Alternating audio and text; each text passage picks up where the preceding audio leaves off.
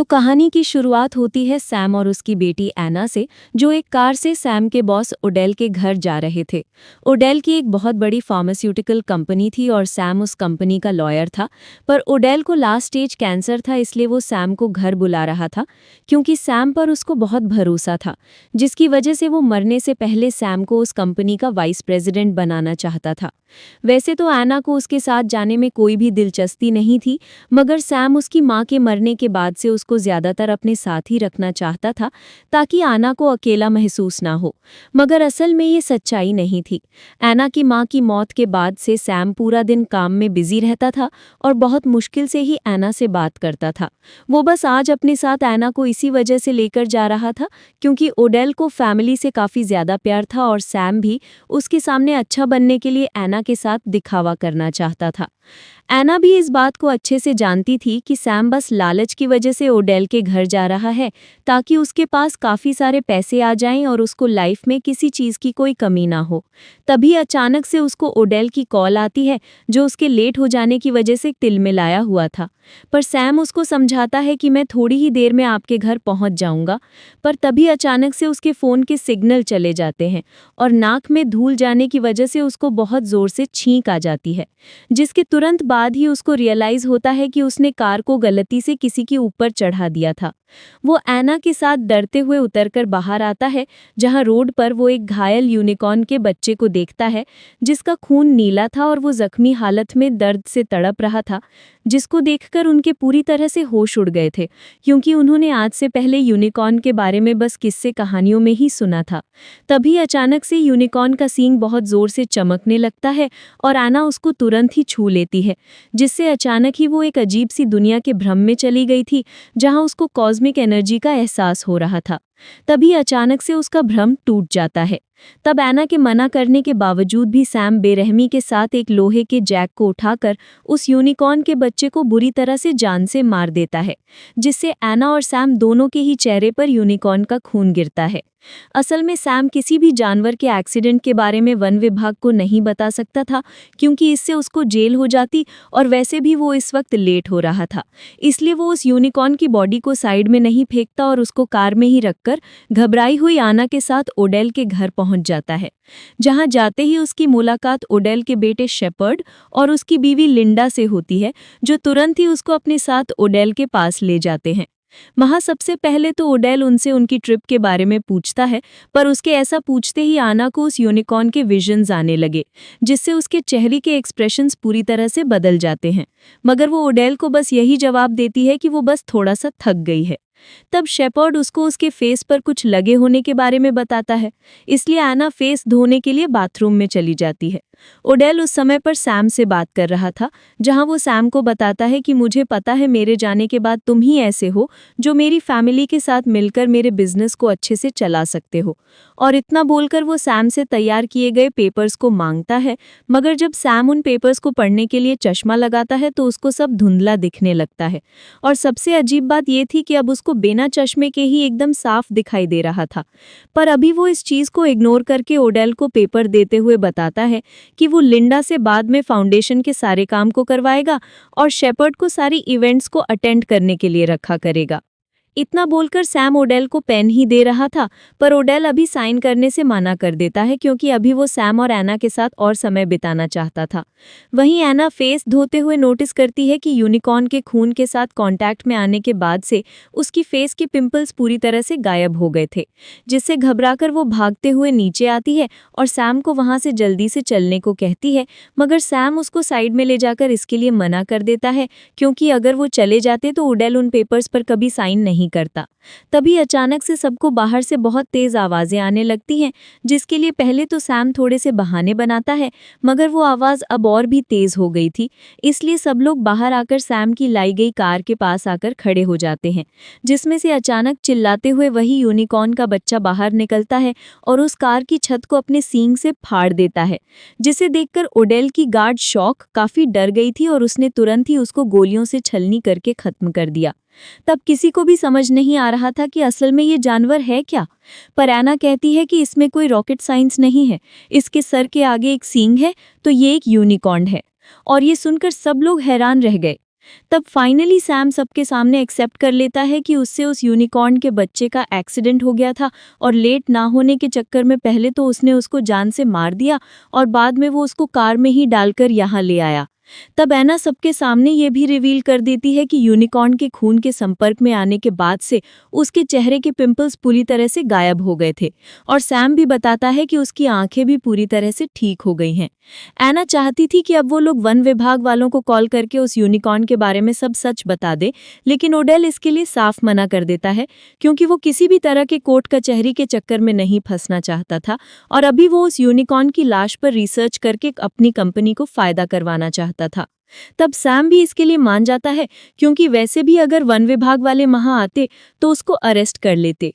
अब रात में जब ऐना एक कमरे में थी तो सैम उसके पास आकर उसको बताता है कि जब उसने यूनिकॉर्न के सींग को छुआ था तो उसे मिर्गी आने लगी थी, लेकिन ऐना के हिसाब से उस समय पर वो यूनिकॉर्न के साथ एक तरह का संबंध महसूस कर रही थी और अभी भी उसको ऐसा लग रहा था कि उन्होंने यूनिकॉर्न की बॉडी को ओडेल की फैमिली को देकर अच्छा नहीं किया है क्योंकि वो सच में बहुत ज्यादा लालची हैं। पर सैम उसको ऐसी फालतू बातों पर ध्यान न देकर प्रमोशन पर ध्यान देने को कहता है, जिससे ऐना को गुस्सा आ जाता है और वो सैम को अपने कमरे से बाहर निकाल देती है और बाद में वो अपनी मॉम और अपनी पुरानी फोटोज को देखने लगती है। तभी एक म्यूजियम की फोटो में उसको अपनी माँ के पीछे एक यूनिकॉर्न का पोस्टर दिखाई देता है, जिसे देखकर उसको यूनिकॉर्न के बारे में और जानने की चाह होती है और वो तुरंत ही इंटरनेट पर यूनिकॉर्न और उसके खून के बारे में पढ़ने लगती है। तब उसको एक कहानी के बारे में पता चलता है, जब मध्यकालीन समय में काफी सारे राजा और शिकारियों ने यूनिकॉर्न को पकड़ने की कोशिश की थी मगर कोई भी उसको नहीं पकड़ पाया था। मगर बाद में उन लोगों ने उसको एक साफ दिल की लड़की की मदद से पकड़ लिया और उसको जान से मारने के बाद राजमहल में सजाने के लिए ले गए। मगर फ्रेंच रेवोल्यूशन के दौरान सब बर्बाद हो गया और उसके बाद की सारी कहानियों में यूनिकॉर्न को किसी दानव की तरह दिखाया गया था जो लोगों से काफी ज्यादा नफरत करते थे और उनके सामने आने पर उन्हें मार देते थे। अब सोने के बाद ऐना को डरावने सपने आते हैं जिनमें वो खुद को एक वीरान जंगल में पाती है। अब इसकी अगली सुबह उठकर बाहर जाने पर वो पूरी तरह से हैरान हो गई क्योंकि ओडेल ने यूनिकॉर्न के बारे में और ज़्यादा रिसर्च करने के लिए घर की एक एरिया को रात भर में ही एक लैब बनवा लिया था, जहां पर वो ऐना और सैम को लेकर जाता है ताकि डॉक्टर सॉन्ग उनकी बॉडी को अच्छे से चेक करके पता लगा सके कि यूनिकॉर्न के खून के साथ संपर्क में आने की वजह से उनके शरीर में क्या बदलाव आए थे। तब डॉक्टर यूनिकॉर्न की कमाल की हीलिंग एबिलिटीज़ के बारे में बताते हैं, जिनको जानकर सब लोग बहुत हैरान थे। तब ऐना सैम को अपने सपने और यूनिकॉर्न की कहानी के बारे में बताने की कोशिश करती है, मगर सैम अभी उसको डांटकर शांत करवा देता है क्योंकि उसके हिसाब से ऐना की कहानियों के लिए ये सही समय नहीं था। तभी डॉक्टर भाटिया वहां आकर सबको यूनिकॉर्न के सीन के बारे में बताती है, जिसके अंदर से बायोलॉजिकल ऊर्जा निकल रही थी और उसकी मात्रा सच में काफ़ी ज़्यादा थी। इवन सबसे ज़्यादा हीलिंग की क्षमता यूनिकॉर्न के हॉर्न से बने छुरे में थी, जो घातक से भी घातक बीमारी को ठीक करने के काबिल था। तब शेपर्ड और ओडेल उस पावर का इस्तेमाल करके ओडेल को ठीक करने का फैसला करते हैं और ये सुनकर सैम का चेहरा पूरी तरह से उतर जाता है। ओडेल को खुद पर एक्सपेरिमेंट करने से ज़रा भी डर नहीं लग रहा था क्योंकि कैंसर की वजह से वैसे भी वो मरने वाला था, इसलिए अगर यूनिकॉर्न के खून से उसके साथ कुछ अनहोनी हो जाती तब भी उसको कोई खास दिक्कत नहीं थी। तब ओडेल को एक ड्रिप लगा दी जाती है पर काफ़ी देर तक उस पर उसका कोई असर नहीं होता। तभी सॉन्ग रियलाइज करता है कि यूनिकॉर्न की सींग के अंदर से अब और ज़्यादा मात्रा में ऊर्जा निकल रही थी, जिसे देखकर उसको काफ़ी ज़्यादा अजीब लग रहा था। वहीं ओडेल की हालत अब धीरे धीरे सुधरने लगी थी, इसीलिए वो सैम का शुक्रिया करता है क्योंकि उसकी वजह से उसको एक नई जिंदगी मिली थी। उसने अब सैम को अपना पार्टनर ही कह दिया था, जिससे सैम बहुत ज़्यादा खुश हो जाता है। वहीं ऐना अब वापस से यूनिकॉर्न के बारे में पढ़ रही होती है। तब शेपर्ड को उसको देखकर लगता है कि जैसे वो भी उनकी मदद करने की कोशिश कर रही है, इसीलिए वो अपने नौकर ग्रिफिन से कहकर वहां पर एक प्रिंटिंग मशीन मंगवा देता है ताकि ऐना जो भी पढ़े उसको प्रिंट करने के बाद वो शेपर्ड के साथ साथ ओडेल को भी दिखा सके। तभी अचानक से वहां खुद ओडेल आ जाता है, जो पहले से काफ़ी ज़्यादा एनर्जेटिक लग रहा था। सॉन्ग खुद भी उसको इतना ज़्यादा एनर्जेटिक देखकर काफ़ी खुश था। उसको समझ आ गया था कि यूनिकॉर्न के सींग में कैंसर तक को ठीक करने की क्षमता है, इसीलिए अब ओडेल उस यूनिकॉर्न को उनके हेडक्वार्टर्स में ले जाने के लिए कहता है ताकि वहां पर वो उसके हॉर्न से मिलने वाले पाउडर को और भी ज़्यादा मात्रा में बना सके। लेकिन सॉन्ग के हिसाब से ये मुमकिन नहीं था क्योंकि यूनिकॉर्न के सींग के पाउडर में एक खास तरह का प्रोटीन था जिसको किसी भी हाल में कोई और नहीं बना सकता। लेकिन ओडेल इससे और भी ज़्यादा खुश हो जाता है क्योंकि जब किसी चीज़ की सप्लाई काफ़ी ज़्यादा कम होती है तो उसकी डिमांड उतनी ही ज़्यादा बढ़ जाती है। इसलिए वो इस सींग से बनने वाले पाउडर को अमीर लोगों को काफी महंगे दामों में बेचकर बहुत ज्यादा अमीर हो सकते थे। तभी वहां पर ऐना भी यूनिकॉर्न की स्टोरी के बारे में प्रिंट करके आ जाती है और सबको यूनिकॉर्न के बारे में बताने की कोशिश करती है। मगर वो सब लोग ज्यादा से ज्यादा पैसे कमाने के तरीके के बारे में सोचने में बहुत ज्यादा बिजी थे, इसलिए ऐना की बात को कोई नहीं सुन रहा था। और तब ऑडेल तो अपनी फैमिली के साथ सेलिब्रेट करने के लिए यूनिकॉर्न का ही खून पीता है, जिसे देखकर ऐना को काफी ज्यादा गुस्सा आ रहा था, क्योंकि उसके पास इतने ज्यादा लालची लोग भरे पड़े थे। तब ऐना जबरदस्ती सबको वो स्टोरी बताती है कि काफी लोगों ने उन यूनिकॉर्न्स को पकड़ने की कोशिश की थी, पर वो उसको बस एक साफ दिल वाली लड़की की मदद से ही पकड़ पाए थे, लेकिन बाद में उनके साथ काफी ज्यादा बुरा हुआ था। साथ ही उसके बाद से यूनिकॉर्न को एक दानव के रूप में देखा जाता है, जो इंसानों को देखते ही खत्म कर देते हैं। यही सब बताते वक्त ऐना उनसे उस यूनिकॉर्न के बच्चे को वापस जंगल में छोड़ के आने को कहती है, मगर इससे लिंडा, ऑडेल और शेपर्ड तीनों ही बहुत ज्यादा गुस्से में आ जाते हैं और सैम को ऐना को समझाने के लिए कहते हैं। और तभी उसको आसमान में चमकते हुए नीले रंग के बादल दिखाई देते हैं, जिन्हें देखकर वो काफी ज्यादा अचंभित हो गई थी। अब शाम के समय में जब सॉन्ग उनकी बनाई गई टेंट की टनल से यूनिकॉर्न के बच्चे की बॉडी को लैब में लेकर जा रहा था, तभी अचानक से बायोलॉजिकल सिग्नल्स और ज्यादा बढ़ जाते हैं, जिससे ऑडेल की पूरे घर की लाइट चली गई थी और उन सब के फोन भी पूरी तरह से बंद हो गए थे। तब ऑडेल सैम से सब चेक करने को कहता है और वहीं ऐना अभी भी कार में ही बैठी हुई थी। अभी सैम उस टनल के अंदर गया ही था कि तभी अचानक से उसके सामने सॉन्ग की बॉडी से एक बड़े यूनिकॉर्न का सींग आर पार हो जाता है, जिससे मौके पर ही उसकी मौत हो गई थी। उस टनल के बाहर एक बहुत ही बड़े और गुस्से वाले यूनिकॉर्न को नोटिस किया जा सकता था, जो असल में उस मरे हुए यूनिकॉर्न का पिता था और उसकी मौत का बदला लेने आया था। तब शॉक और बाकी सारे गार्ड्स मिलकर उस यूनिकॉर्न पर गोलियां चलाने लगते हैं। वहीं ऐना की कार के पास भी एक यूनिकॉर्न आकर हमला करने लग गई थी, इसीलिए सैम तुरंत ही बाहर निकलकर ऐना की कार के पास जाता है और कार से बाहर निकलने में उसकी मदद करता है। ऐना भी तब कार से बाहर आ गई थी, मगर अब वो यूनिकॉर्न सैम पर हमला करने वाली थी, इसीलिए ऐना जानबूझकर शोर मचाते हुए उस यूनिकॉर्न के पास से गुजरती है और वो यूनिकॉर्न उसका पीछा करते हुए एक जाली वाले गेट के पास आ जाती है। वो यूनिकॉर्न काफी गुस्से में थी, मगर ऐना को देखकर वो रुक जाती है और उसका सींग चमकने लगता है। तब ऐना उसको भी छूने ही वाली थी कि तभी शॉक ने वहां आकर वापस से यूनिकॉर्न पर फायर करना शुरू कर दिया, जिसकी वजह से उसको वहां से जंगल की ओर भागना पड़ता है। अब उसके वहां से जाने के बाद ऑडेल नोटिस करता है कि जमीन पर उसका खून पड़ा हुआ था और इसका मतलब साफ था कि उन लोगों ने उसको घायल कर दिया है। तब ऑडेल के मन में और ज्यादा लालच आ जाता है और वो सैम के साथ साथ शॉक और अपने गार्ड्स के साथ जंगल में जाकर उस यूनिकॉर्न को पकड़ने का फैसला करते हैं। वो खाना खाते हुए इसके बारे में बात करते हैं, जहां उन्हें ये बात भी समझ आ गई थी कि ऐना का मन सच में काफी ज्यादा साफ है और इसी वजह से उस यूनिकॉर्न ने बाद में उस पर हमला करने की कोशिश नहीं की थी। तब ऐना उन्हें जंगल में जाने से रोकने की कोशिश करती है, पर कोई भी उसकी बात नहीं सुनता। सैम वैसे तो उसकी बात सुनना चाहता था, पर वो भी ऐसा नहीं करता, क्योंकि उसको भी बस पैसे ही दिखाई दे रहे थे, जिनसे वो ऐना को एक टेंशन फ्री लाइफ देना चाहता था, और इसीलिए वो ऑडेल और बाकी सबके साथ जंगल में चला जाता है। वहीं शेपर्ड अब कुछ सोचते हुए डॉक्टर भाटिया के पास जाकर उनसे सॉन्ग की मौत के बारे में बात करने लगता है, पर असल में वहां बस वो भाटिया का ध्यान भटका रहा था और इसमें कामयाब होते ही वो वहां पर रखी यूनिकॉर्न के सींग का पाउडर उठाकर उसकी नशे की आदत के चलते उसी को टेबल पर रखकर सूंघ लेता है। वहीं ऐना अब तक हर चीज से परेशान हो चुकी थी, इसलिए वो यहाँ से निकलना चाहती थी, पर तभी अचानक से वो आसमान में वही नीली रोशनी देखती है और उसको रियलाइज होता है कि वो अपने पिता को ऐसे छोड़कर नहीं जा सकती। इसलिए वो अंदर जाकर वापस यूनिकॉर्न के बारे में देखना शुरू कर देती है और तभी उसको याद आता है कि यूनिकॉर्न के पास तो हीलिंग की ताकत होती है, इसीलिए वो घायल यूनिकॉर्न तो अब तक पूरी तरह से ठीक हो गया होगा, जिसका मतलब था कि सैम और बाकी सब एक बहुत बड़े खतरे में है। इसीलिए वो जल्दी से सैम को कॉल करके इसके बारे में बताने की कोशिश करती है, मगर सैम के फोन में सिग्नल नहीं आ रहे थे, इसीलिए उसके पास ऐना का कोई भी मैसेज नहीं आता। तब ऐना तुरंत ही ग्रिफिन के पास जाती है और उसको यूनिकॉर्न के बारे में सब बताने के बाद कोई तरीका ढूंढने को कहती है, ताकि किसी तरह से सैम से कांटेक्ट किया जा सके। लिंडा ने भी उसकी ये सारी बातें सुन ली थी, तो इसीलिए उसको ऑडेल की चिंता होने लगी थी।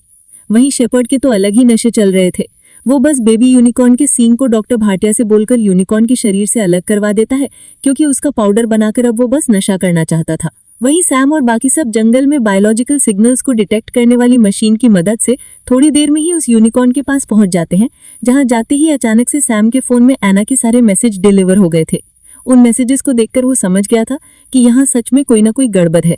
इसीलिए वो जल्दी से वहां से भागने लगा, पर तब तक वो यूनिकॉर्न शॉक को पकड़ लेता है और सबके सामने उसको बुरी तरह से जान से मार देता है, जिसके बाद उन्होंने बाकी सबको भी मारना शुरू कर दिया। तब सैम और ऑडेल जैसे तैसे भागते हुए ऑडेल के मैंशन के बाहर पहुंच जाते हैं, पर अब तक वो यूनिकॉर्न वहां पर भी आ गया था। तब सैम तो जल्दी से भागकर घर के अंदर चला गया था, मगर ऑडेल लालच में आकर एना की तरह उस यूनिकॉर्न को शांत करवाने की कोशिश करता है, मगर गुस्से में वो यूनिकॉर्न उसे वहीं पर मार गिराता है। वहीं अंदर अब सब डर के मारे पुलिस को कॉल करने की कोशिश कर रहे थे, मगर यूनिकॉर्न की वजह से वहां पर एक भी सिग्नल नहीं आ रहा था, जिससे सब बहुत ज्यादा डरने लगते हैं। तब लिंडा वहां पर डिसाइड करती है कि अब डॉक्टर भाटिया और ग्रिफिन यूनिकॉर्न के बच्चे की बॉडी को लेकर बाहर जाकर उन यूनिकॉर्न्स को अपने पास बुलाएंगे और बाकी सब जल्दी से अपनी जान बचाने के लिए वहां से भाग जाएंगे। डॉक्टर भाटिया और ग्रिफिन के पास भी अब और कोई रास्ता नहीं था, इसी वजह से वो ये काम करने के लिए मान जाते हैं। मगर जाने से पहले वो सैम को वार्निंग देते हैं कि उसको किसी भी हाल में एना और अपनी जान खुद ही बचानी होगी, क्योंकि लास्ट में अगर कुछ भी होता है तो लिंडा और शेपर्ड बस अपने बारे में ही सोचेंगे। और सैम भी उनकी बात मान जाता है और भाटिया से वो सींग का कंटेनर लेकर लिंडा को दे देता है। ग्रिफिन और भाटिया भी तब डेड बॉडी को लेकर बाहर चले गए थे, मगर यूनिकॉर्न्स जैसे ही देखते हैं कि उनके बच्चे का सींग गायब है तो वो गुस्से में भाटिया को बहुत बुरी तरह से मार देते हैं, जिसे देखकर ग्रिफिन जल्दी से वहां से भाग जाता है। अब लिंडा भी वहां से भागने की कोशिश में लगी हुई थी, पर तभी वो देखती है कि शेपर्ड अब तक कार के पास नहीं आया है, इसलिए वो वापस से घर में जाती है, जहां अब भी शेपर्ड उस सींग के पाउडर को चिलम में भरकर फूंक रहा था, जिससे उसको भयंकर नशा होता है और वो जाने से मना कर देता है, क्योंकि वो किसी भी हाल में बाहर मौजूद दोनों यूनिकॉर्न्स को भी पकड़ना चाहता था और ऐसा वो सिर्फ एना की मदद से ही कर सकता था। इसलिए वो एना से ऐसा करने को कहता है। शुरू में तो एना इसके लिए मना करती है और गुस्से में अब सैम भी कंपनी को छोड़कर एना के साथ वहां से जाने की कोशिश करने लगता है, मगर शेपर्ड उनको बाहर निकलने नहीं देता। मगर इतने में ही मेल यूनिकॉर्न घर के अंदर आ जाता है, जिसे देखकर सब अलग अलग कमरों में चले जाते हैं। शेपर्ड ने तो अब भी अपने पास वो यूनिकॉर्न के सींग वाला बॉक्स रखा हुआ था, क्योंकि उसके लिए उस बॉक्स से ज्यादा कीमती अब कुछ भी नहीं था, इसलिए वो लिंडा पर भी ज्यादा ध्यान नहीं दे रहा था। वो बस लिंडा को भी यही बता रहा था कि वो एना की मदद से उन यूनिकॉर्न्स को पकड़ लेंगे और बाद में उन्हें ब्रीड करवाकर उनकी मदद से दुनिया में सबसे अमीर आदमी बन जाएंगे। पर तभी लिंडा नोटिस करती है कि असल में उस बॉक्स के अंदर वो सींग था ही नहीं, सैम ने उसको पहले से ही जानबूझकर निकाल लिया था, क्योंकि उसको खुद भी लिंडा और शेपर्ड पर बिल्कुल भरोसा नहीं होता। सैम और एना इस वक्त एक ही रूम में थे और उन्हें बाहर से यूनिकॉर्न के गुस्से में चिल्लाने की आवाज आ रही थी, पर अभी सैम इस पर ज्यादा ध्यान नहीं देता और एना को वो सींग दिखाते हुए बताता है कि मैंने ये सींग सब ठीक करने के लिए चुराया है। साथ ही वो एना से अपने प्यार को जाहिर करते हुए उससे माफी मांगता है, क्योंकि अब तक वो बिल्कुल भी अच्छा पिता नहीं था। इसलिए एना भी तब इमोशनल होकर उसको हग करती है और उसको माफ कर देती है। वहीं शेपर्ड अभी भी बौखलाया हुआ था, इसलिए यूनिकॉर्न को मारने के लिए लिंडा ने क्रॉसबो निकाल लिया था, पर तभी एक यूनिकॉर्न गेट के अंदर अपना सींग घुसाती है, जो लिंडा को लगता है और वो मौके पर ही मारी जाती है। शेपर्ड बस ऐसा होते हुए देख रहा था, मगर वो डर के मारे कुछ भी नहीं कर पाता। वहीं सैम ने एना को जैसे तैसे बाहर निकालने का फैसला किया था और खुद वो उस यूनिकॉर्न का ध्यान भटकाने वाला था। एना भी तब बाहर भाग जाती है, मगर तभी शेपर्ड बाहर आकर उस पर क्रॉसबो तान देता है और उसे यूनिकॉर्न को वहां पर बुलाने को कहता है, क्योंकि उसकी मदद से ही वो उस यूनिकॉर्न को पकड़ सकता था। तभी वहां ब्लैक वाला यूनिकॉर्न आ जाता है, जो एना के ऊपर हमला नहीं करता और बस उसके बगल में लेट जाता है, और इसी मौके का फायदा उठाते हुए शेपर्ड ने उसके पैरों को बांध दिया, जिसके बाद वो दूसरी यूनिकॉर्न को भी वहां पर बुलाकर वैसे ही बांध देता है।